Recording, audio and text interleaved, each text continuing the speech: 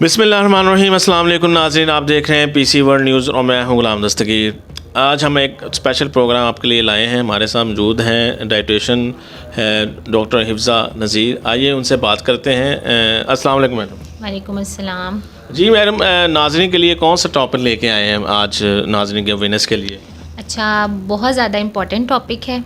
इसको आज आपने बहुत अच्छा किया कि इसको डिस्कस किया। मैं कोशिश करूँगी कि मैं इंतहाई आसान लफ्ज़ों के साथ जो है इस चीज़ को एक्सप्लेन करूँ। हम असल में आज बताना चाहेंगे कि स्टंटिंग ग्रोथ क्या होती है। इसका मतलब है कि बच्चों में नशोनुमा की कमी। आपने पता है आजकल कि ये बहुत ज़्यादा प्रिवेलिंग सिचुएशन है हमारे यहाँ। अगर देखें, यहाँ पाकिस्तान में देखें, बहुत ज़्यादा प्रिवेलिंग सिचुएशन है और लोग इसको लेके इतना ज़्यादा सीरियस भी नहीं है।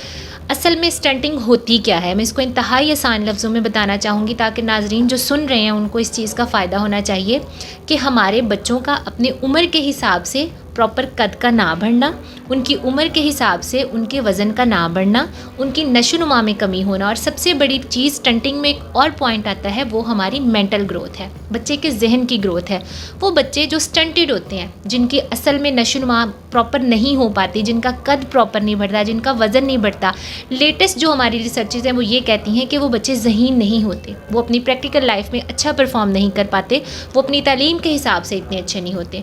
तो इन सब चीज़ों को हम स्टंटिंग में ही काउंट करते हैं कि बच्चा अपने उम्र के हिसाब से प्रॉपर कद नहीं बढ़ा पा रहा, बच्चा अपनी जहन की नशोनुमा नहीं कर पा रहा। ये सारी की सारी चीज़ें जो हैं वो स्टंटिंग में ही आती हैं। तो मैडम, स्टंटिंग ग्रोथ की असल वजह क्या होती है? हाँ, ये बहुत ज़्यादा इंपॉर्टेंट चीज़ है जिसको हमें इस चीज़ को बहुत ज़्यादा हाईलाइट करना चाहिए। मैंने पहले भी 1-2 इंटरव्यूज़ दिए हैं ये स्टंटिंग को ही लेके। असल में स्टंटिंग का मतलब कहाँ से शुरू होता है आपका, उसका ताल्लुक़ ही आपकी न्यूट्रिशन के साथ है, आपकी ग़िज़ा के साथ है। हम बार बार ये चीज़ समझाना चाहते हैं, लोगों को बताते हैं कि स्टंटिंग में जो सबसे ज़्यादा इंपॉर्टेंट चीज़ है वो पहले 1000 दिन है बच्चे के।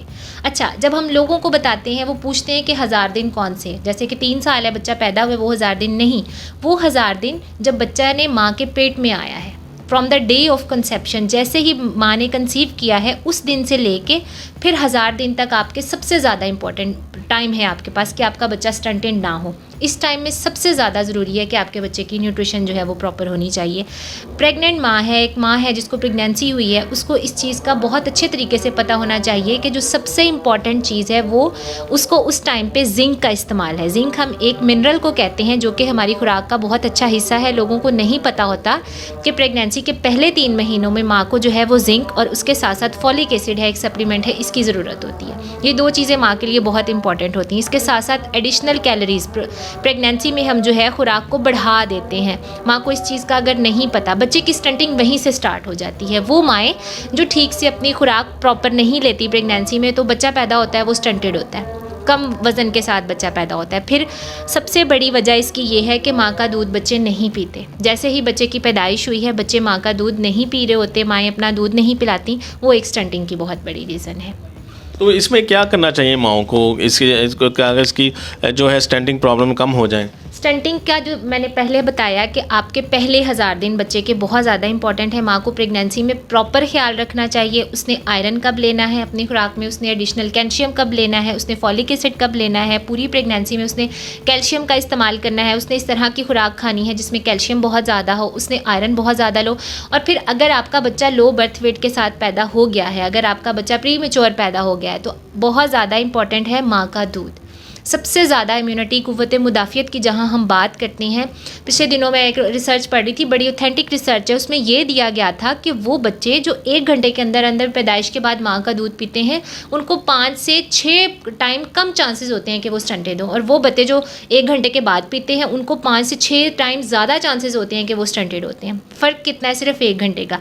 हमारे यहाँ ये कॉन्सेप्ट नहीं है। समटाइम्स सी सेक्शन हुए हुए होते हैं, ऑपरेशन हुए होते हैं, माँओं को लिटाया हुआ होता है, 3-3 दिन माएँ अपना दूध नहीं देती। हमारी नानियाँ दादियाँ पास लेटी, वो ये कह रही होती हैं कि जी नहीं, अभी हम दूध नहीं दे सकते बच्चे को, अभी तो माँ को बहुत दवाइयाँ लगी हैं।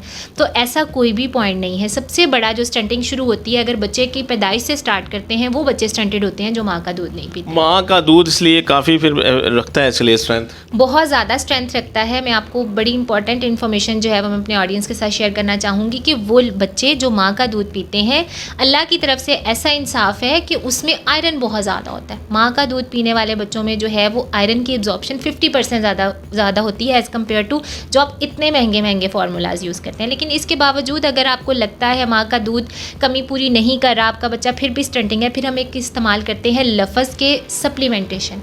फिर आप अपने बच्चे को जो है वो एडिशनल सप्लीमेंट यूज़ करवाएं। मार्केट में बहुत सारे सप्लीमेंट अवेलेबल हैं जो बहुत कम प्राइस पे अवेलेबल हैं, जो आप 150 में जो है वो अपने बच्चे को दे सकते हैं। अगर आपका बच्चा डेफिशिएंट है, प्रॉपर पेडियाट्रिशियन के पास जाएँ, उस बच्चे को न्यूट्रिशनिस्ट के पास लेके जाएँ, आप वो प्रॉपर उसको लिखवा के बच्चे को जो है वो आयरन और कैल्शियम देना शुरू करें, ताकि आपके बच्चे का जो है वो वज़न शुरू से ही ठीक बढ़ना शुरू हो जाए। बच्चे को अंडा कब से खिलाना शुरू करना चाहिए? ये बड़ा इंपॉर्टेंट और बड़ा अच्छा पॉइंट है, वही मैं आप लोगों को डिस्कस करना चाह रही थी कि जैसे ही आपका बच्चा 4 माह का हुआ है, हमारे यहाँ नहीं पता, लोगों को, माँओं को नहीं पता, 1-1 साल की माएँ अपने बच्चे लेके आती हैं। अगर हम उनको बता दें कि आपका बच्चा जो है ये प्रॉपर ग्रो नहीं कर रहा, ये कमज़ोर है, तो वो दादियाँ नानियाँ जो है वो मानती नहीं है, माँ नहीं मानती, वो हमें कहना शुरू कर देती, नहीं ये तो भागता ही बहुत है, ये तो पकड़ा ही नहीं जाता, ये तो ऐसे है। इस चीज़ को आपको प्रॉपर शुरू से तस्लीम करना चाहिए और ये अवेयरनेस होनी चाहिए। जितनी भी माएँ ये प्रोग्राम सुनती हैं, मैं उनको ये बड़ी हम्बल सी रिक्वेस्ट करना चाहूँगी बीइंग न्यूट्रिशनिस्ट, कि हम आप लोगों को बार बार ये गाइड करते हैं कि आपका बच्चा जो सेमी सॉफ्ट डाइट है, जैसे पाकिस्तान बड़ा अंडर डेवलप्ड कंट्री है, यहाँ पे बच्चे जो हैं वो कमज़ोरी होते हैं।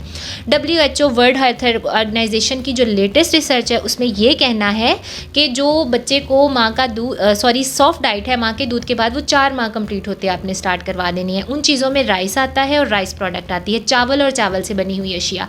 अब बहुत महंगे ब्रांड है, आपको राइस के वो ख़रीदने की ज़रूरत नहीं है। अगर आप घर में 1 किलो चावल भून के रख लें और उसको पीस के ही अपने बच्चे को देना शुरू कर दें, तो वो 1 माह के लिए बहुत ज़्यादा होते हैं एक बच्चे के लिए। तो 1 किलो चावल की मेरा नहीं ख्याल के बहुत ज़्यादा कीमत है आपके बच्चे की सेहत के आगे। 4 माह का जब आपका बच्चा हुआ है, उसको आपको राइस प्रोडक्ट स्टार्ट करवा सकते हैं। इसके साथ साथ आप उसको प्रोबायोटिक, हम कहते हैं, बनाना खिला सकते हैं। अंडे की जहाँ तक आप बात करते हैं, हमारे यहाँ ये बना हुआ होता है कि जी बच्चे को अंडे की जर्दी चटाना शुरू करें। जर्दी वाला कॉन्सेप्ट गलत है। पूरा अंडा आप बच्चे को खिला सकते हैं जब आपका बच्चा 5 माह का हुआ है। 5 माह से लेके फिर 6 माह से आप बच्चे को प्रॉपर फ्राई अंडा भी खिला सकते हैं, उसका ऑमलेट बना के भी खिला सकते हैं। तो जहाँ तक बच्चे की डाइट की बात है, 4 से 6 माह के दरमियान आपने बच्चे को सॉफ्ट डाइट देनी है। 6 माह के बाद आपने बच्चे को प्रॉपर गंदम से बनी हुई अशिया देनी शुरू कर देनी है। गंदम में आप उसको गंदम को ही दलिया बना के दे सकते हैं। आप बच्चे को थोड़ा बहुत फल खिलाना शुरू करें, आप बच्चे को अंडा देना शुरू करें, बच्चे को आप दाल और चावल मिक्स करके खिचड़ी खिलाना शुरू करें, बच्चे को फल देना शुरू करें।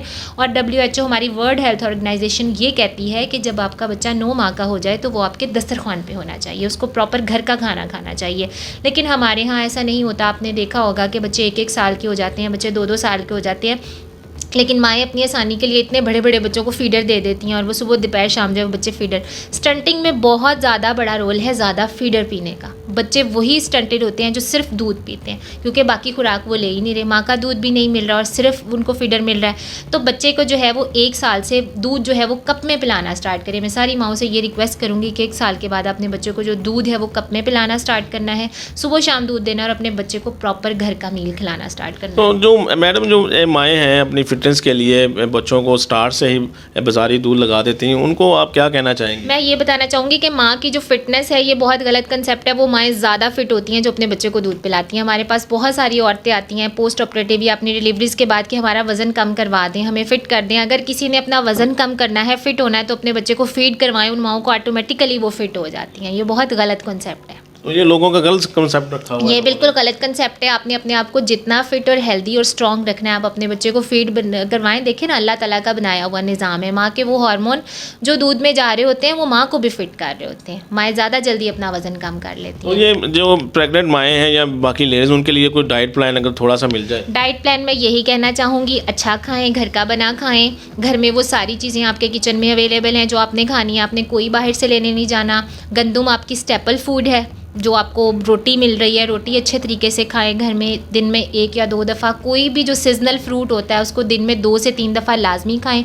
आपके ड्राई फ्रूट्स एंड नट्स हैं, आपको बादाम, खजूरें, इनको ज़रूर इंक्लूड करें अपनी फूड में। डेली का अंडा ज़रूर खाएं, 1 कप दूध पिएं और दही खाएं। यही चीज़ें हैं जो आपको प्रिवेंट करेंगी। और अगर आपका आयरन कैल्शियम कम आ रहा है, आप अपने डॉक्टर को चेक करवाते हैं, वो आपको जिस किस्म की भी थोड़ी बहुत आयरन कैल्शियम की सप्लीमेंट लिख के देती हैं वो लाजमी खाएं। वो आपके लिए भी अच्छा है, आपके बच्चों के लिए भी अच्छा है, और आपको पता है बच्चे हमारी कौम का मुस्तकबिल है। चलो, माएँ को भी तो आपने बता दिया, हमारे मेल्स भी बहुत प्रॉब्लम में हैं मोटापे के सिलसिले में, उनको भी थोड़ा सा डाइट प्लान दे दें। अच्छा, मोटापे के सिलसिले में मैं यही बताना चाहूँगी कि आपको मोटा करती हैं सिर्फ बाहर की चीज़ें और भूखा रहना।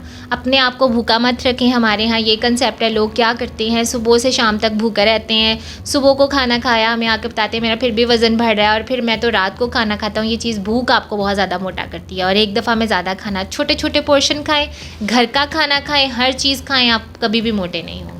जी नाज़रीन, ये हमारे साथ डाइटिशियन हिफ्ज़ा नज़ीर मौजूद थी। उन्होंने हमें बहुत अहम टॉपिक पे आज गुफ्तगू की है, ज़रूर आपको पसंद आएगी। अगले प्रोग्राम तक के लिए मुझे इजाज़त दीजिए। अल्लाह हाफ़िज़। पाकिस्तान ज़िंदाबाद।